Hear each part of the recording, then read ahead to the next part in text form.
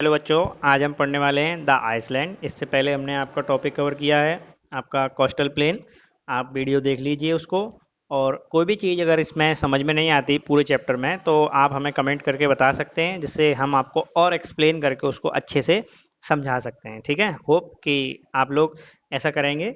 You have already, अब इसमें पढ़ते हैं आगे क्या लिखा है कि you have already seen that India is a vast mainland. मतलब आपने पहले ही देख रखा है, अब जानते हैं कि भारत एक बहुत विशाल देश है।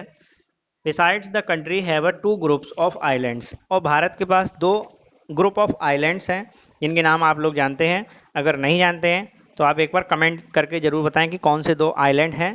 चलिए मैं ही बता देता हूं आपको। कमेंट तो आप नहीं करेंगे, क्योंकि आप जितनी देर में सर्च करेंगे, ढूंढेंगे, इधर उधर देखेंगे, तो आपको नहीं पता चल पाएगा। हो सकता है कि इस चीज़ से आप मतलब अपने दिमाग में उसको सेव रखेंगे। ठीक है, तो फर्स्ट है आपका लक्षद्वीप और सेकंड है आपका अंडमान एंड निकोबार। कोई भी फर्स्ट सेकंड कर सकते हैं, ऐसा कोई स्पेशल नहीं है कि फर्स्ट लक्षद्वीप है। Can you identify these islands group?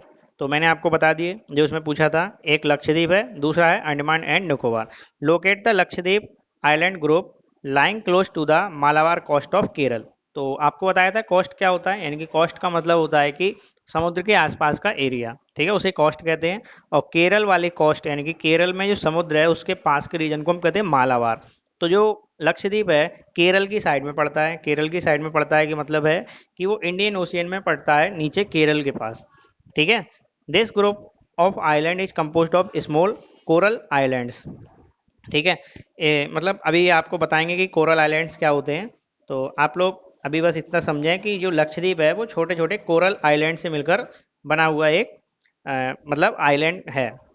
जो इंडिया का एक मतलब स्टेट भी है, यूटी है, जिसको हम कहते हैं यूनियन टेरिटरीज।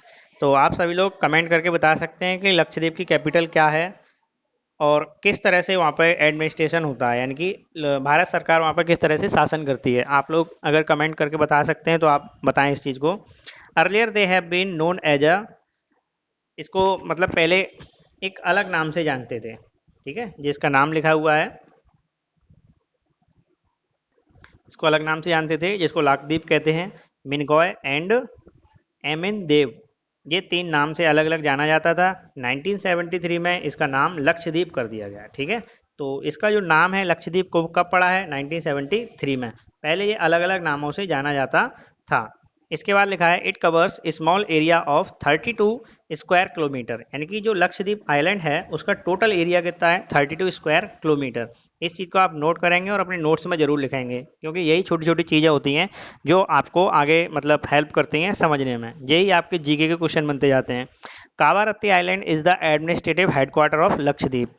तो मतलब यहाँ पे लक्षद्वीप का पूरा प्रशासन यानी कि शासन चलाया जाता है, लक्षद्वीप को कंट्रोल किया जाता है, वो कौन से आइलैंड से किया जाता है? कावारत्ती। ठीक है, तो मैंने आपको पहले ही पूछा है कि आपको कैपिटल बतानी है लक्षद्वीप की क्या है। This island group has a great diversity of flora and फोना। फ्लोरा एंड फोना आप किसको रिप्रेजेंट करते हैं? प्लांट्स एंड एनिमल्स को। ठीक है, तो यहाँ पर बहुत अलग अलग डाइवर्सिटी, डाइवर्सिटी का मतलब होता है कि बहुत अलग अलग विभिन्न प्रकार के यानी कि different types of plants and animal यहाँ पर पाए जाते हैं। The Pitti islands is a uninhabited has a bird sanctuary. मतलब अनहैबिटेड का मतलब, हैबिटेट का मतलब होता है निवास। यहाँ पे मतलब कोई भी ह्यूमन नहीं रहते हैं, पर यहाँ पर एक बर्ड सेंचुरी है। ठीक है, कहाँ पर? पित्ती आइलैंड्स पे। ये आपको मतलब समझते चल रहे हैं। कोरल को मैं बाद में समझाऊंगा कि भाई कोरल क्या होता है। ठीक है, पहले इसको थोड़ा कवर कर लेते हैं आगे। Now you see the elongated chains of islands located in the Bay of Bengal extended from the north to south। यानी कि अब लक्षद्वीप के बाद अब हम दूसरा देखते हैं। बे ऑफ बंगाल में जिस आइलैंड की बात हमने की थी, जो नॉर्थ से साउथ तक यानी कि ऊपर से नीचे तक फैले हुए हैं, these are the Andaman and Nicobar. They are bigger in size and more numerous and scattered, यानी कि ये बड़े हैं और बहुत सारे नंबरों में फैले हुए हैं। ठीक है, the entire group of island is divided into the two broad categories. जो पूरा आइलैंड है वो दो कैटेगरी में बांटा गया है, Andaman in the north and Nicobar in the south. यानी कि ये दो आइलैंड अलग अलग पार्ट में बांटे गए। मतलब आइलैंड तो बहुत सारे हैं, पर इनको दो अलग अलग पार्ट में बांटा गया, अंडमान एंड निकोबार में। It is believe that these islands are elevated portion of the submarine mountains. Submarine mountains का मतलब है कि ये जो आइलैंड है वो समुद्र के अंदर जो कुछ पर्वत, ऐसा कहा जाता है, मैं मतलब पूरी क्लियर नहीं बता रहा हूँ, ऐसा कहा जाता है कि जो हिमालय माउंटेन है उस पे ये बने हुए मतलब आइलैंड्स हैं जो बाद में हिमालय माउंटेन समुद्र के अंदर चला जाता है, उसके ऊपर बने हुए ये मतलब आइलैंड्स हैं, उन माउंटेन के ऊपर बने हुए आइलैंड्स हैं Andaman and Nicobar. It is believe that these islands are elevated, ये बता दिया मैंने, these islands group are a great strategic importance for a country, यानी कि हमारे देश के लिए ये बहुत महत्वपूर्ण है। स्ट्रेटेजिक का मतलब है हमें किसी भी प्लानिंग करने के लिए बहुत महत्वपूर्ण यानी कि इंपॉर्टेंट हैं islands.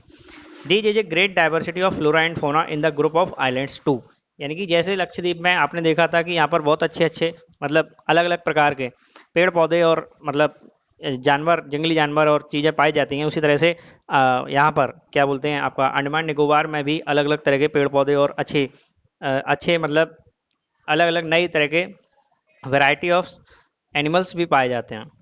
These islands lie close to the equator, यानी कि ये आइलैंड जो है लगभग इक्वेटर के पास है, and experience equatorial climate has a thick forest cover, यानी कि आपने देखा था फर्स्ट चैप्टर में आपको मैंने बताया था कि ये अर्थ है, अर्थ के तीन लेयर मतलब तीन रे पास होती हैं, बीच में होती है इक्वेटर, ऊपर होती है ट्रॉपिक ऑफ कैंसर और नीचे होती है ट्रॉपिक ऑफ कैप्रिकॉर्न।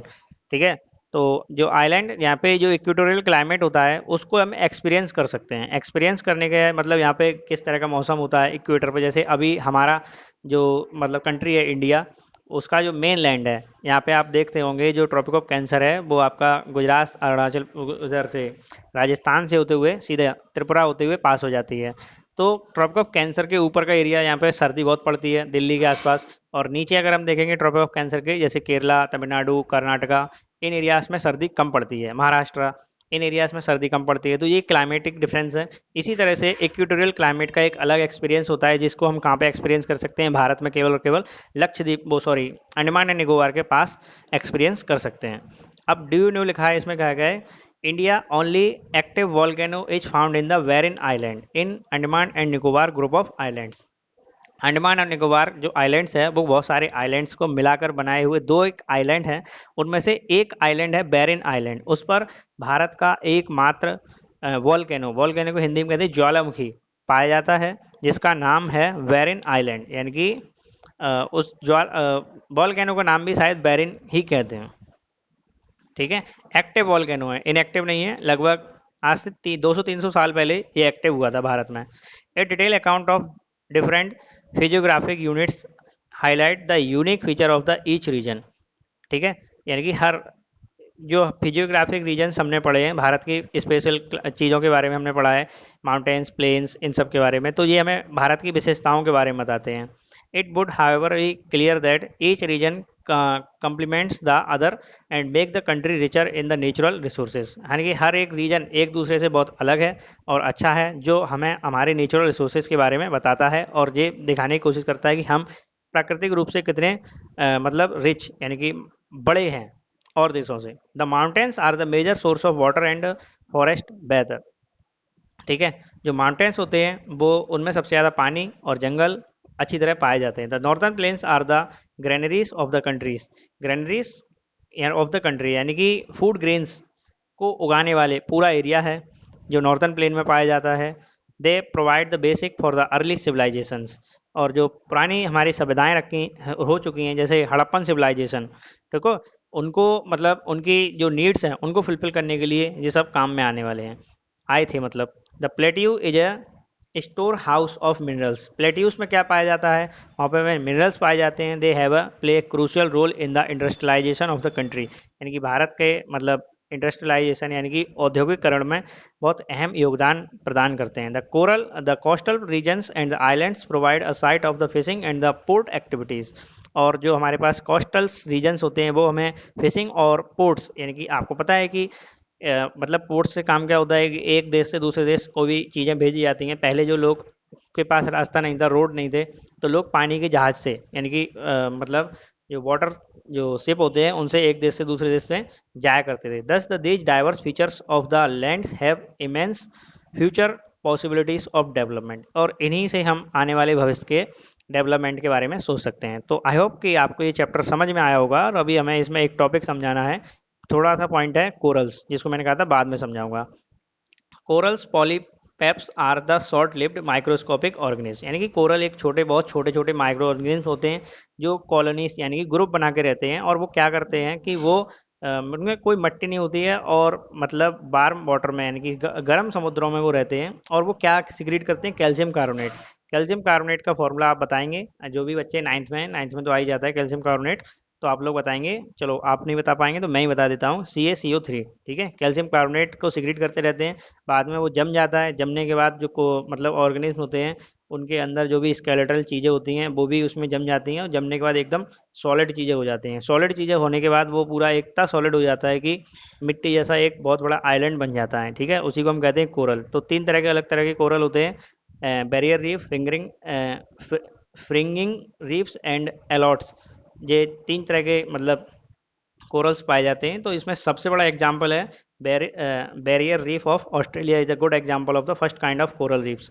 ठीक है, एलॉट्स आर द सर्कुलर और the horse shoe shaped coral reefs. तो आई होप कि आपको समझ में आ गया कोरल रीफ्स क्या है। कोरल रीफ्स यानी कि छोटे छोटे ऑर्गेनिज्म से निकलने वाले कैल्शियम कार्बोनेट के जमा होने से मतलब बनने वाले आइलैंड को हम कोरल आइलैंड्स कहते हैं। ठीक है, तो इसके बाद एक्सरसाइज है। एक्सरसाइज में कुछ ज़्यादा खास नहीं है, छोटी सी एक्सरसाइज है। आई होप कि आपको जल्दी समझ में आ जाएगी। तो मैं इसके आंसर बता देता हूँ, आप लोग टेक द करेक्ट आंसर को नोट कर सकते हैं। तो फर्स्ट का आंसर होगा सी, पेनिसुला। सेकंड का आंसर होगा पूर्वांचल, सी इसका भी आंसर होगा।